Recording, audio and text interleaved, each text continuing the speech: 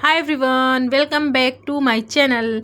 अस्सलाम वालेकुम। I hope आप सब ठीक ठाक होंगे और हम भी ठीक ठाक हैं अल्हम्दुलिल्लाह। और आज जो है हस्बैंड डोसा लेकर आए थे और मैंने इसके पहले नेक्स्ट वीडियो में बना कर डाला था कि हमने घर पे ही बनाया हुआ था, लेकिन हस्बैंड दूसरे दिन लेके आए थे क्योंकि उनको नहीं पता था, वो बाहर थे। तो अभी मेरा बेटा अरबी पढ़ के आया है तो वो डोसा खा रहा है और हम तो खा चुके। और जो हमने शॉपिंग शिवाजी नगर उस दिन गए थे वहाँ पे भगदड़ मच गई थी तो शॉपिंग नहीं कर पाए थे, तो 2 सूट ही ले पाए थे। तो अभी वो सूट जो है हमने ये वाला लिया है, अभी एम्ब्रॉयडरी का काम इसमें हुआ है और अच्छा लग रहा है और कलर भी बहुत प्यारा है और इसका दुपट्टे में भी वर्क बहुत अच्छा हुआ है और इसमें सूट में भी वर्क बहुत अच्छा है, अभी आप देख सकते हैं। और मुझे बहुत पसंद आया था, मैंने कहा था चलो ले लेते हैं। और क्योंकि फिर इसको हम घर पे ही स्टिच करेंगे तो हमने सोचा पहले इसका वीडियो बना देते हैं, फिर उसके बाद इसको कटिंग करेंगे। तो अभी वही इसका दुपट्टा आप देखिए कितना खूबसूरत दिख रहा है, बहुत अच्छा है दुपट्टा। दुपट्टे में भी नीचे वर्क दिया हुआ है एम्ब्रॉयडरी का, तो बहुत प्यारा लग रहा था दुपट्टा भी। और वैसे हमने 2 सूट लिए थे, आपको बताया हुआ था ना, और वीडियो में भी आपने देखा होगा। तो ये देखिए दूसरा वाला सूट ये भी बहुत अच्छा लग रहा था, बहुत प्यारा कलर भी था और डिज़ाइन भी बहुत अच्छा था, दुपट्टा भी बहुत प्यारा था, मुझे बहुत अच्छा लग रहा था। और ये सब ट्रेंडिंग में आजकल चल रहा है तो हमने सोचा चलो ले लेते हैं। तो मैंने भी 2 सूट लिए, एक ये वाला और एक वाला, क्योंकि ईद में हमने नहीं लेते। फिर उसके बाद मुझे फिर उसके बाद हम जो है, आपको पता है कि मैं खुद ही स्टिच करती हूँ अपने कपड़े और मैं काफ़ी टाइम से अपने कपड़े स्टिच कर रही हूँ। मैंने आज तक कभी भी अपने कपड़े स्टिच मतलब बाहर से नहीं करवाए हैं। अल्लाह का शुक्र है कि मुझे सिलाई आती है तो मैं अपना कपड़ा खुद से ही कटिंग करती हूँ, चाहे कितना भी महंगा क्यों ना हो। तभी आप देख सकते हैं मैंने निशान अच्छे से लगाया हुआ है, फिर मैंने उसको अच्छे से कटिंग की है। फिर अभी कटिंग कर ली है दोनों सूट रख के अच्छे से। और ज़्यादातर अभी हम सिंपल पैजामे प्लाजो ही पहनते हैं तो ज़्यादा इजी रहता है और कंफर्टेबल भी रहता है। काफ़ी टाइम हो गया है हमने जो है सलवार नहीं पहनी, कम से कम हो गए 7 साल 8 साल हो गए जब से हमने सलवार नहीं पहनी, जब से प्लाजो ही पहनते हैं। वो बहुत अच्छा रहता है, कंफर्टेबल भी रहता है। और एक सलवार सिर्फ बनाई हुई थी तो बहुत अच्छा ही सूट था। अभी आप देख सकते हैं कितना खूबसूरत कलर भी लग रहा है और डिज़ाइन भी बहुत अच्छा हुआ है, तो मुझे तो बहुत पसंद आया था। आप लोगों को मेरा सूट ईद का कैसा लगा हो तो प्लीज़ कमेंट्स में करके बताइएगा कि कौन वाला सूट सबसे ज़्यादा अच्छा है। वैसे तो शिवाजी नगर में बहुत अच्छे अच्छे सूट मिलते हैं, बस आपको पसंद करना है अपनी चॉइस के मुताबिक।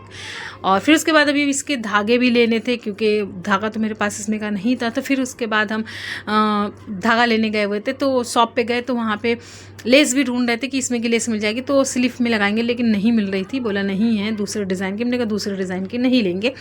तो फिर स्लीव्स ले वो सब सामान लेकर फिर हम आ गए और फिर हम अपने कपड़े जो है सिल रहे थे। और गला इसमें बना हुआ था तो गला हम बड़ा नहीं पहनते हैं तो इसलिए हमें छोटे गले अच्छे लगते। तो फिर हम गला जो है बकरम पे काट के उसको अच्छे से स्टिच कर लिया था, क्योंकि गला जो है मुझे छोटा ही पसंद है, बड़ा गला हम कभी आज तक नहीं पहना। मतलब मेरे हस्बैंड को भी मतलब उनको भी नहीं अच्छा लगता कि बड़ा गला पहनो, छोटा ही गला वो चिल्लाने लगते। बल्कि जबकि घर पे हम और मेरे हस्बैंड ही 2 ही लोग रहते, लेकिन फिर भी उन्हें पसंद नहीं है, वो कहते छोटा ही गला बनाओ। और मेरी भी आदत है शुरू से, हम हमेशा छोटे ही गले पहनते, बड़े कभी नहीं पहनते। और ये एक तरह से अच्छा भी रहता है कि आप कभी भी झुको या कुछ भी काम करो तो आपको कंफर्टेबल फील हो, अनकंफर्टेबल फील ना हो। तो ये हम लोग के लिए अच्छा है, तो इसलिए मैं हमेशा छोटे गले ही पहनती हूँ।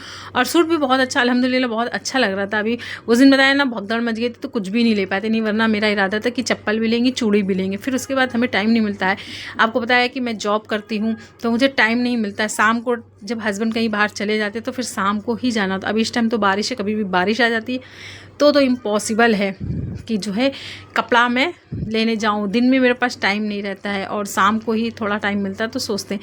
तो अभी चप्पल और चूड़ी थोड़ा सामान बाकी है, नहीं ले पाएंगे शायद, वो मैं अभी ले भी नहीं पाऊँगी, ईद बाद ही जाके लेके आऊँगी क्योंकि टाइम की ज़्यादा ही दिक्कत है। तो अभी आप देख सकते हैं कि मेरा गला भी जो है वो बहुत अच्छा सा बन गया है और मैं गला गोल ही ज़्यादातर पहनती हूँ, मुझे गोल गले बहुत अच्छे लगते हैं। मेरा सूट भी बहुत अच्छा अल्हम्दुलिल्लाह और एम्ब्रॉयडरी का काम हुआ है बहुत अच्छा खूबसूरत। मेरे पास हाथ वाली मशीन है, पैर वाली मशीन नहीं है, मैं हाथ वाली मशीन से ही सिलती हूँ। और मैं जो है एक एनजीओ में सिलाई, मतलब आपको पता है कि मैं जॉब करती हूँ तो एक एनजीओ में मैं टीचर भी हूँ। अभी मेरी बताया था कि सिलाई की टीचर ऑफ हो गई तो उनकी जगह मैं ही बच्चों को सिलाई सिखा रही हूँ फाइनली। तो अल्लाह का शुक्र है कि मुझे ब्लाउज़ कटिंग भी आ गया है, नॉर्मल ब्लाउज़, सादा ब्लाउज़, कटोरी वाला ब्लाउज़ भी मैंने सीख लिया है, क्योंकि सिलाई तो ऑलरेडी मुझे आती थी। तो ये ब्लाउज़ भी, क्योंकि यहाँ पर ज़्यादातर मुंबई में जहाँ पे हम लोग रहते मराठी हैं और नॉन मुस्लिम लोग रहते तो ज़्यादातर उनको ब्लाउज़ ही सीखना रहता है। तो अल्लाह का शुक्र है मैं ब्लाउज़ कटिंग करना मैंने भी सीख लिया है फाइनली, अल्लाह का शुक्र है। तो अभी मेरा सूट जो है वो आज, जिसको सिलाई आती है वो 1 घंटे में भी अपना सूट सिल लेता है। तो मेरा 1 घंटे में सूट सिल गया था। पैजामा मैंने पहले ही बना लिया था, अभी जमफल अपना बनाना था तो वो बना रहे हैं। अभी आप देख सकते हैं मेरा जमफल भी रेडी हो गया है फाइनली। फिर उसके बाद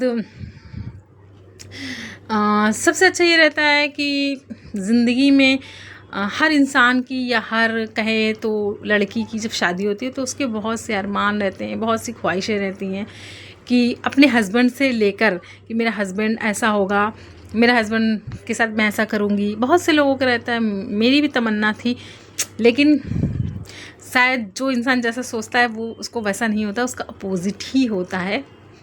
पर कोई नहीं, इंसान जिस हाल में है, जैसा है, उसको उस हाल में खुश रहना चाहिए। और अल्लाह का शुक्र है मैं बहुत खुश हूँ। और मेरा बेटा भी जो है अब कि हमने सोचा था कि अपने बेटे को यहीं अपने साथ रखेंगे और यहीं पढ़ाएंगे, लेकिन उसका बिल्कुल भी मन नहीं है कि मैं यहाँ नहीं रहूँगा, मम्मा मुझे जो है बाहर, मैं नानी के पास ही रहूँगा। तो अभी कुछ कर नहीं सकते, मुझे बहुत तकलीफ़ होती है क्योंकि मेरे बहुत मतलब अरमान थे कि अपने बच्चे से लेकर, अपने शौहर से लेकर, लेकिन शायद वो नहीं, जब उस वैसा नहीं होता है ना तो बहुत मूड ख़राब होता है। लेकिन कोई नहीं, अल्लाह जिस हाल में रखे आपको उस हाल में खुश रहना चाहिए। तो अभी मैं कुछ आपको एक गज़ल सुनाती हूँ, बहुत अच्छी है और बहुत प्यारी है। ये कैसा मेरा नसीब है, न सुहाग मेरा न गोद है, न ख्वाब कोई सच्चा हुआ, न दिल में अब वो शौक़ है। दुआ में हाथ उठाए रहे, सदा में दर्द छुपाए रहे, मगर जो मांगा उम्र भर वो हर घड़ी ही दूर रहे।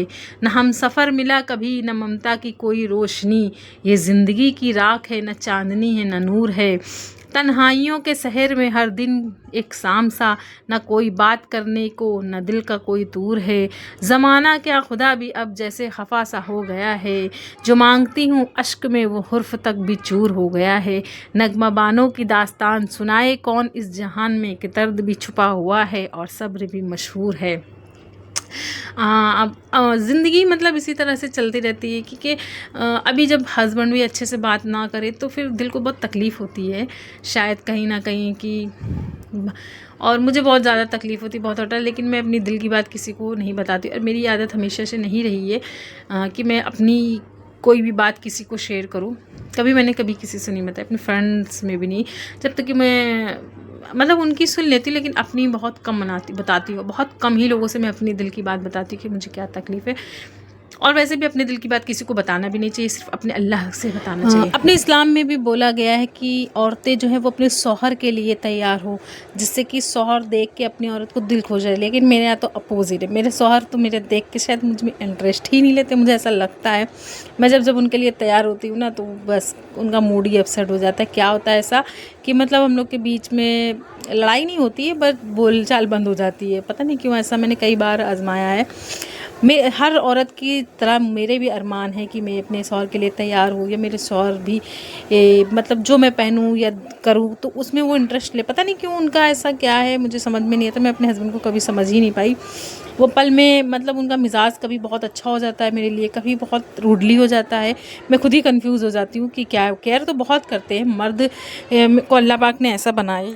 वैसे मर्द को अल्लाह पाक ने बनाया ही है शायद ऊपर से कड़क और अंदर से सॉफ्ट। वैसे मेरे हस्बैंड बहुत केयर करते हैं, पर जिस तरह से मैं चाहती शायद वो उस तरह से नहीं कर सकते, या वो जिस तरह से चाहते शायद मैं नहीं कर सकती। शायद कुछ ना कुछ तो ऐसा है जो ना तो वो समझ पा रहे ना हम समझ पा रहे हैं। पर कोई नहीं, फिर भी इंसान जो है अपने रिश्ते को बरकरार रखने के लिए कोई ना कोई नई कोशिश ज़रूर है करता रहता है, क्योंकि हर औरत को अपनी इज़्ज़त प्यारी होती है। और इस्लाम में भी बोला गया है कि इस्लाम में भी 2 रोटी और 2 कपड़े देने वाले मर्द को औरत पर हाकिम करार नहीं दिया गया है। ये 2 रोटी और ये 2 जोड़े जो ना वो अपने बाप के घर में बहुत इज़्ज़त से और मान से लेती है। इस्लाम में मर्द को नान नफ़के के साथ साथ उसके इज़्ज़त और गुर्बत की भी ज़िम्मेदारी अल्लाह पाक ने दी है। किसी औरत को इतना मजबूर मत करो कि वो तुम्हारे तरफ से सख्त हो जाए, क्योंकि औरत मोहब्बत में जन्नत और नफ़रत में जहन्नम दिखा सकती है। और औरत की सबसे बड़ी गलती ये भी रहती है कि शायद वो सोचती है कि शायद कितने साल उसके ऐसे ही वेस्ट हो जाते हैं कि शायद अब मेरा मतलब बंदा बदल जाएगा, अब बदल जाएगा, लेकिन ऐसा नहीं होता है। मर्द को बनाने के लिए अल्लाह पाक ने मिट्टी फरिश्तों से के ज़रिए ज़मीन से मंगवाई है, लेकिन औरत के लिए मिट्टी नहीं मंगवाई, उसको मर्द की टेढ़ी पसली से ही बनाया गया। और जिस मर्द की पसली से बनी है वही उसी के महरम बनती है, वो उसी के निकाह में भी जाती है, क्योंकि वो इस मर्द के वजूद का हिस्सा होती है।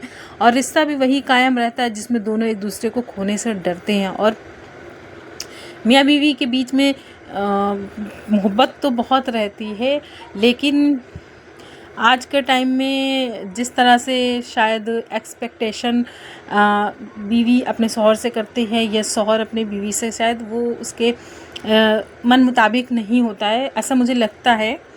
पर औरतें तो पूरा अपना कोशिश करती हैं, 100% देती हैं कि वो अपने शौहर को खुश करे, अपने शौहर के लिए ये करे कि जिससे मेरे। और कुछ शौहर ऐसे होते हैं ना जो बिल्कुल भी चेंज नहीं होते, उनके लिए तुम कुछ भी कर दो, कितना भी कुछ भी कर दो ना, वो वैसे ही एकदम एटीट्यूड में और अकड़ में रहते हैं शायद। पर शौहर को भी समझना चाहिए अपनी औरत को, क्योंकि वो अपना सब कुछ छोड़कर तुम्हारे सहारे आती है। और तुम ही अगर इस तरह से बिहेव करोगे तो औरत अपने दिल की बात किससे कहेगी, क्योंकि दिन भर तुम मर्द जो है वो काम पे जाता है, औरत भी अपने घर में काम पे रहती है, और शाम को ही उन दोनों को टाइम मिलता है। तो अच्छी बुरी बात कर सकते हैं, प्यार मोहब्बत की, क्योंकि परेशानियाँ और मुसीबत सबकी लाइफ में, ऐसा नहीं हम बोलते हैं कि मेरी लाइफ में नहीं है या किसी और की लाइफ में नहीं, सबकी लाइफ में कुछ ना कुछ प्रॉब्लम रहती है। लेकिन अगर वही हस्बैंड और वाइफ प्यार और मोहब्बत से अच्छे से अपनी ज़िंदगी को चलाए तो बहुत अच्छे से चल सकती है। वरना तो ज़िंदगी तो चलती है, नाम के रहते हैं मियाँ बीवी, ना उनसे प्यार से कोई बात करता है ना ही औरत, क्योंकि औरत अपने दिल की बात किससे शेयर करेगी, अपने हस्बैंड से ही करती है ना। अपना गुस्सा, अपना नखरे, वो सब अपने शौहर को ही दिखाएगी, वो किसको दिखाएगी। अगर वो ये सब भी नहीं होगा तो उसके अंदर की जो ख्वाहिशें होती है ना वो मर जाती हैं, फिर वो कहना भी बंद कर देती है, क्योंकि सामने वाले को कोई फ़र्क नहीं पड़ता है ना शायद। तो इसलिए वो भी खामोश हो जाए, कुछ वक्त तक वो भी शिकवा शिकायत करती है, फिर कुछ टाइम बाद वो भी शिकायत करना बंद कर देती है, क्योंकि एक इंसान कब तक अपने आप को वो करेगा। तो इसलिए हस्बैंड वाइफ का जो रिश्ता होता है ना वो बहुत ही ज़्यादा मजबूत भी होता है और बहुत कमज़ोर भी होता है। और पर शायद हर किसी की स्टोरी अलग रहती है। मैं ये नहीं बोल सकती हूँ कि मेरी स्टोरी अलग हो, मेरे बारे में आपको नहीं पता है, या बहुत कुछ ऐसा रहता है, हम दूसरे के बारे में नहीं जानते, किसी को जज नहीं कर सकते हैं। पर कोई नहीं, ज़िंदगी में सबसे मेन पॉइंट है खुश रहना, सबसे ज़्यादा डिप्रेशन में नहीं रहना है। आप एकदम माइंड फ्री रहें अपने रिश्ते को मौका देते रहे, बार बार मौका देते रहे, शायद ज़िंदगी में कुछ तो अच्छा हो ही जाएगा। और अल्लाह पर भरोसा रख के एक ना एक दिन अच्छा होगा ही। और मैं भी इसी उम्मीद पे हूँ शायद कि एक दिन अच्छा होगा, क्योंकि मुझे अपने हस्बैंड से, शायद मैं अपने हस्बैंड के लिए बहुत कुछ करती हूँ, शायद उनको लगता है कि मैं कुछ नहीं करती हूँ, बट अभी कुछ बोल भी नहीं सकते हैं। शायद उनको ऐसा लगता है कि मैं, अभी मेरा बेटा भी मेरे साथ नहीं रहता, मेरा बहुत अरमान था कि मैं अपने बच्चे को परवरिश करूँगी, अपने साथ उसको रखूँगी, लेकिन शायद ऐसी सिचुएशन थी पहले जो मैं उसको अपने साथ नहीं रख सकती थी। लेकिन अभी अल्लाह का शुक्र है मेरी सिचुएशन अच्छी हो गई है, तो मैं अभी अपने बच्चे को अपने साथ में रख रही हूँ। लेकिन अभी वो रहना नहीं चाहता है, क्योंकि एक माँ जिस तरह से अपने बच्चे की परवरिश करती है ऐसे कोई दूसरा नहीं कर सकता है। भले वो मेरे मम्मी पापा के पास रहता है, लेकिन बच्चे में ननिहाल में नहीं डरते हैं। तो इसलिए, क्योंकि एक ही मेरा बेटा है और मेरे भी बच्चे भी नहीं हैं, इसलिए। और तो मैं सोच रही थी थोड़ा यहाँ मुंबई में रहेगा, थोड़ा अच्छे से उसकी थोड़ा परवरिश होगी तो शायद वो, वैसे तो वो सही है, समझदार है, थोड़ा समझता है, लेकिन अभी किस्मत में क्या लिखा है वो मुझे भी नहीं पता है। आगे क्या होगा वो अल्लाह ही बेहतर जाने, क्योंकि किस्मत लिखने वाला बेशक अल्लाह है, और वो जो लिखेगा, जो करेगा बेहतर अच्छा करेगा, अल्हम्दुलिल्लाह। और कुछ दिनों के बाद मेरा बेटा चला जाएगा, मुझे बहुत तकलीफ़ होती है और मुझे बहुत याद आती है अपने बेटे की। और अल्लाह मेरे बच्चे को हमेशा